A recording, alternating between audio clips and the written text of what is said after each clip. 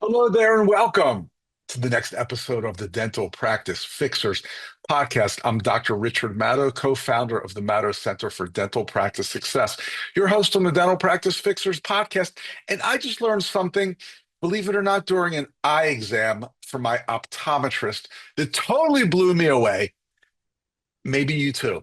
And it reminded me of a very, very important lesson in dentistry. And that's just one of the things we're going to be talking about on today's episode of the Dental Practice Fixers. So thanks so much for joining me. Before we get into that, I've got a very, very, and I mean very special announcement. Have you ever wanted to be a speaker in the dental field? Do you have some really cool knowledge or techniques or philosophies that you want to share with other dentists and team members across the country? Do you ever go to a CE course and look up at the stage and say, that was good, I could do that, probably better? Well, if so, I've got an amazing treat for you. At the Maddow Center, we are presenting a course, a 2-day workshop called You Can Be a Dental Speaker. I've been doing this for over 30 years. I've become one of the highest paid and most demand speakers in dentistry, and I'm going to share with you 30 years of knowledge, tips, and tricks, things you absolutely will never hear anywhere else. It's going to be April 25th and April 26th in my beautiful hometown of Baltimore, Maryland. If you want to learn more, just go to maddow.com/speaker. That's MADOW.com/speaker. I did this course about 10 years ago and it sold out and it was incredible. And some of the graduates actually went on to have some very, very cool speaking gigs and made it part of their career. So this is truly possibly the only chance you'll have to learn the secrets, the good and the bad and the ugly and the fugly, and hopefully the attractive as well, of what it's like to be a dental speaker. Everything you need to know. So go to maddow.com/speaker. You'll get some more details about what this is all about. Okay, so all these years at my eye exams, and you probably feel the same way, I kind of felt like an idiot a little bit because they're trying the different lenses. They've got that big machine. I don't even know what that thing's called. I'm sure it was incredibly expensive. And they're popping the lenses through that little thing and they're saying, which looks more clear, number one or number two? Which looks more clear, number one or number two? And I'm like, I don't know, man. They both look the same to me. And I kind of feel like an idiot. Like, what's wrong with me? I can't tell the difference. And then I'm thinking, you know what? The optometrist is probably sick of me. So I just start guessing. And I'm thinking, I hope this doesn't affect my eye exam. But I think if number one looks, wait a minute, show me number two. No, hold on. Show me, I don't know. They all look blurry. It's crazy. Well, here's the thing I learned from an optometrist friend of mine. I was just kind of teasing him about this. And he said that if they say which looks more clear, number one or number two, or number three or number four, or whatever it may be, and you're having a hard time telling, that's a good thing. That actually tells them that they're honing in on a super accurate prescription for you. I had no idea. I felt like an idiot. I thought it was bad if you couldn't tell the difference. But in the optometry world, it's actually good. They're using a process called subjective refraction. And that means at the beginning, when the differences between number one and number two, or number three and number four are large, and it's easier to choose, they're just kind of whittling down the information so they can get more details. But as the process continues, and the options become more similar, and it's harder to distinguish between them, it means they're really getting your precise prescription to provide the clearest vision for you.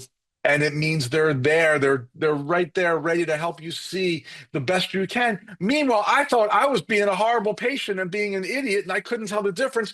But to them, it's a good sign. And my reaction was, I wish they would have told me that. If they're saying which looks more clear, and I say, I'm not really sure, they could say, that's good. That's a really good sign. That means we're getting closer to your exact prescription. Then I wouldn't have felt like a moron. Maybe I would have even been more subconsciously honest with them. Who knows? Who knows? The lesson here is that an informed patient is always a better patient. If the patient knows what you're doing and why and how it affects them, they're a better patient. And in dentistry, they're more apt to say yes to the treatment we recommend.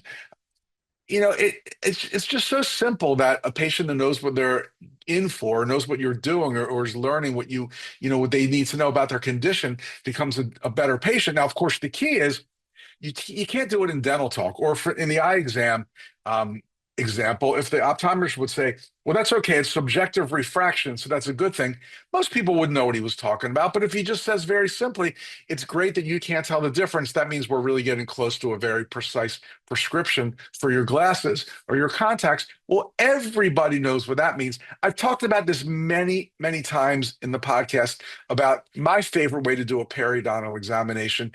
And if you haven't heard it, I highly suggest you go through some back issues to hear that because it's really, really important. But I want to use kind of another story to bring this home. And I'll talk about my friend Dan. He was my really, really super good friend and music buddy in Baltimore for all these years. And then he moved to another city. And he, of course, asked me to recommend a dentist to him in his new city. Now, here in Baltimore, I got to say, he was going to kind of an old school dentist. I wasn't sure if he was actually getting the best treatment, but his needs weren't great. It didn't really matter that much. And he enjoyed going there and he had a long bond with the dentist since he was a kid. So I didn't get involved in that. But now, new city, my chance to make great recommendations so he can see a top-notch dentist, which I did. And he called me the evening of his first exam and said, Rich, that dentist you recommended was unbelievable. I never knew that a dental examination could be like that. I never knew I could be treated this way in the dental practice. It was so good. It was an amazing experience. And I'm thinking, yeah, it's about time. And he said, but I've got one question for you. He said, when I was in there and the hygienist was cleaning my teeth, before she cleaned my teeth, she started like yanking on my tongue and sticking this mirror under my tongue in all places of my mouth. And then she's pushing on my neck and feeling things. And what's going on there? So I thought, okay, first of all, good. It sounds like she's doing an amazing oral cancer screening.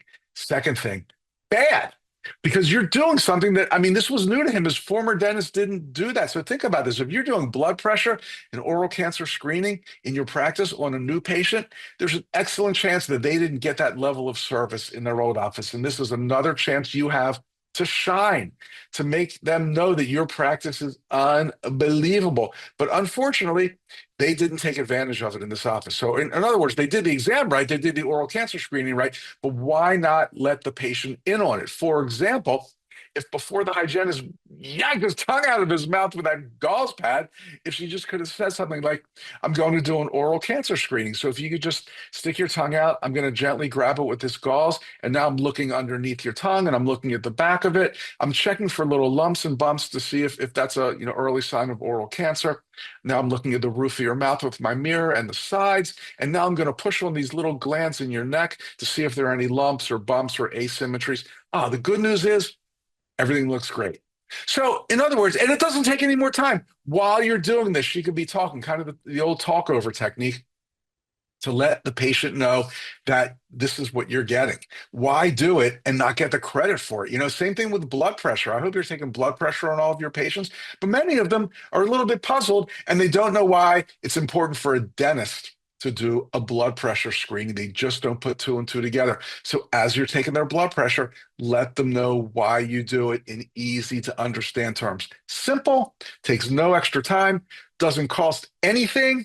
And now you're getting an informed patient who appreciates your practice more likely to refer, and more likely to say yes to their treatment. It's so easy. So just take the lesson from the eye doctor, from the dental office, and go ahead and institute this into everything you do.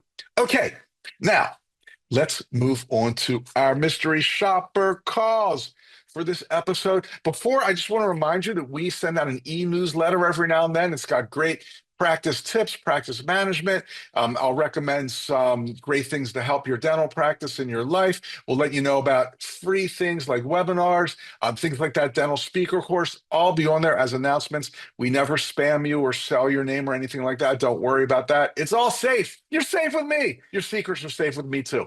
So sign up for the e-newsletter. It's free.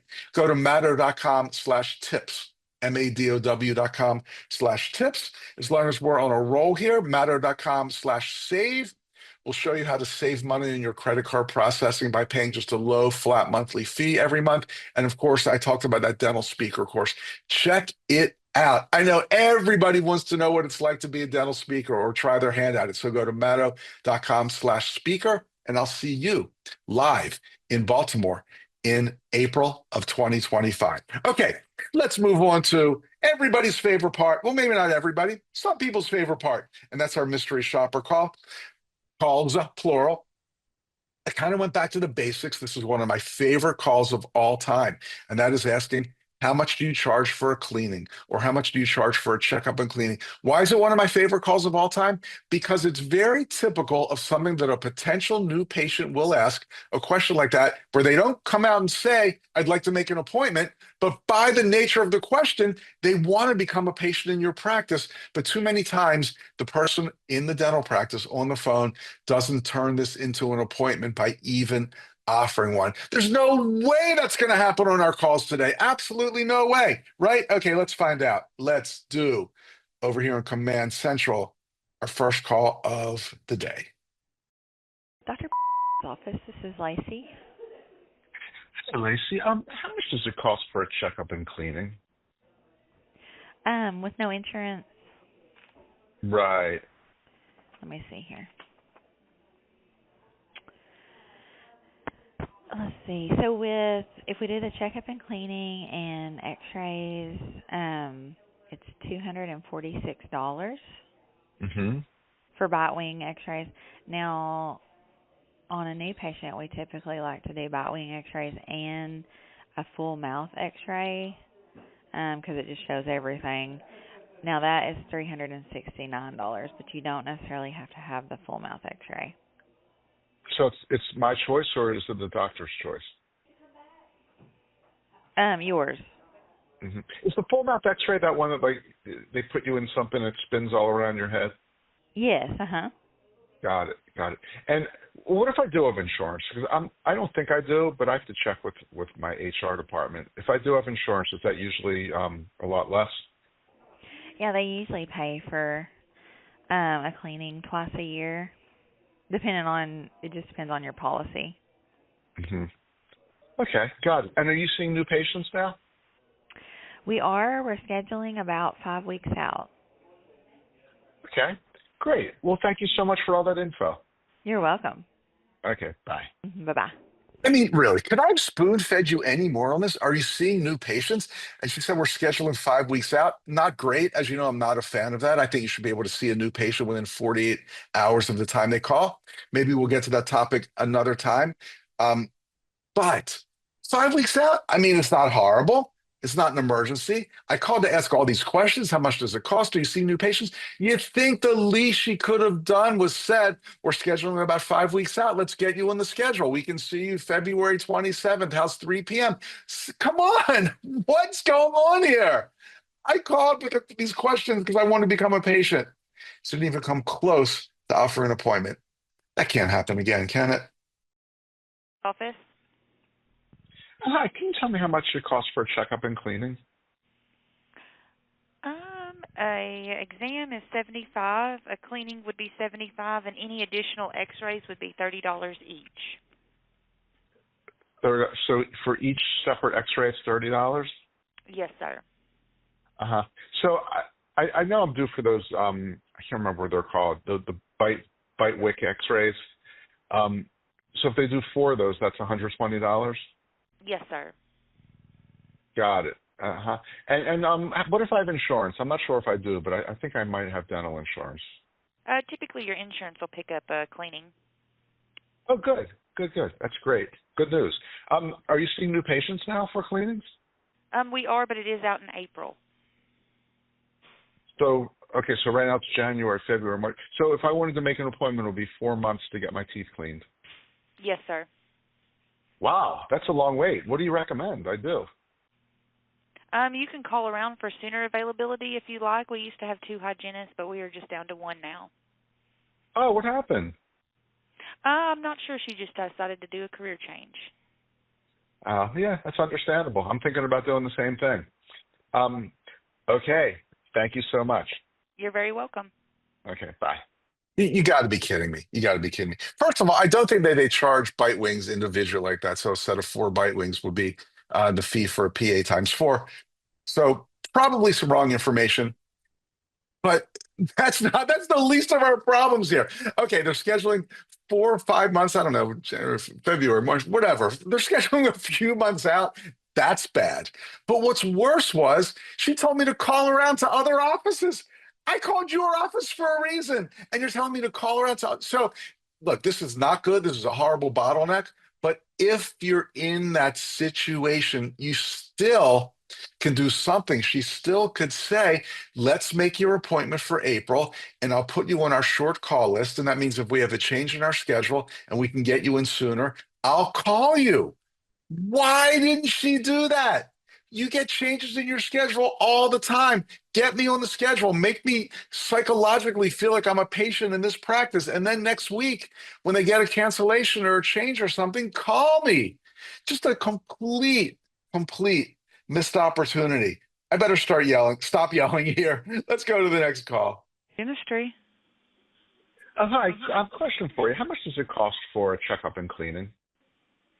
Around checkup and cleaning. Is there a price on there? I think. Tough question, huh? Let me look over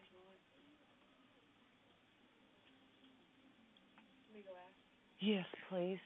I love it when I can hear what's going on in the background. Let me go ask, and she's filing through some papers and not sure what to do. Maybe it's better than putting someone on hold. Who knows? But I don't know. Seems a little hack to me. Or hacks. It's around 156.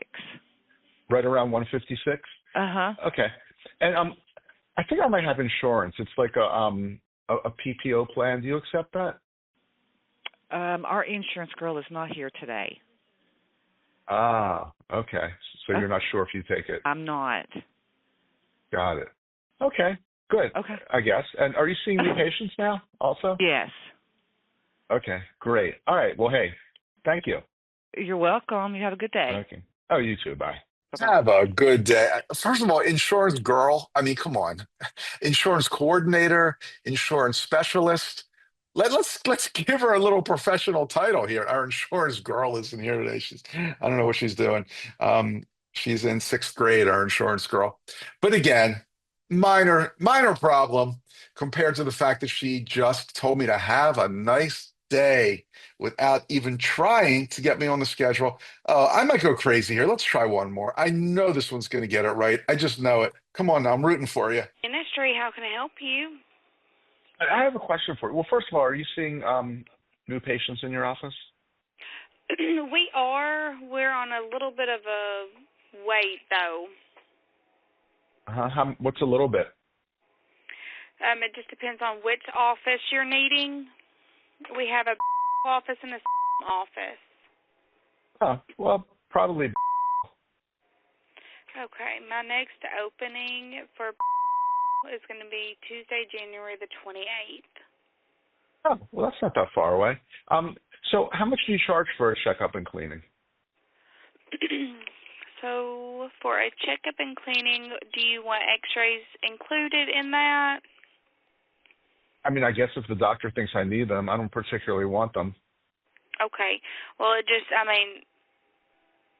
can include them in there, and then that way it'll be max price. If we don't need x-rays, we won't do them. It'll be cheaper.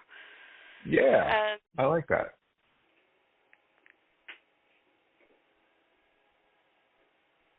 So you're looking at, with no insurance, 211, and that's with checkup, cleaning, and full mouth x-ray.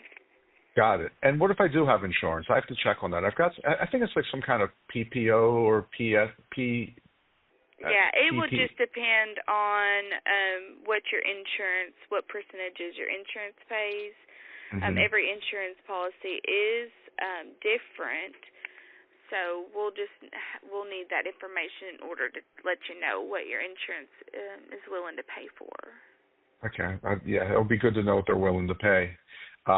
Okay, great. Thank you so much. No problem. Okay. Oh, Bye. we do not have a winner today. Okay, so they were booking 2 weeks out. Again, not something I would prefer. As you know, I like 48 hours, but it's not that bad. She's like making an excuse for it. Why just not say, are you available on January 28th? Or if that's not good for you, we've got January 30th, whatever. I'm just making these dates up. Instead of making excuses, let's just take that out of the equation, make it sound positive. Of course, we'd love to see you as a new patient. Are you available on this day or that day? Okay, 044. What is going on here? I wish more practices would listen to the dental practice fixer. So tell your friends, give us a good rating, give us a 5 star or thumbs up or whatever platform you're using, and that'll help more dental practices discover the dental practice fixer. So I think that's going to end it for today. I'll just real quick review the short URLs, as I think they're called, that I gave you today. Matter.com/save will get you to save money every month on your credit card processing by paying a low flat monthly fee. Matter.com/tips signs you up for our free e-letter. You get all kinds of great stuff right to your inbox. And my favorite today, Matter.com/speaker is our April You Can Be a Dental Speaker workshop. Attendance is kept very low. It's going to be amazing. Just check out that site and you'll learn more. Thanks so much for listening or watching. I'm Dr. Richard Maddow, co-founder of the Maddow Center for Dental Practice Success. Hope to see you soon. Bye.